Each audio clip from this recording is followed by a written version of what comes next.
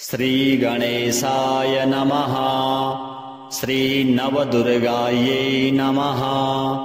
अथ देव्याः कवचम्।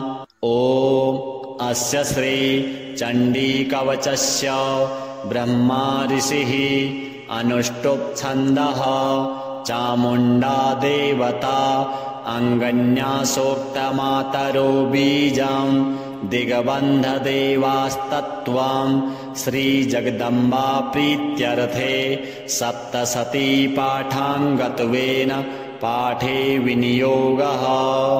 ॐ नमश्चण्डिकायै। मार्कण्डेय उवाच।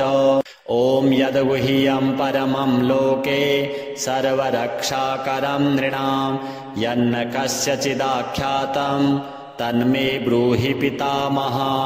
ब्रह्मोवाच। अस्ति गुह्यतमं विप्र सर्वभूतोपकारकम्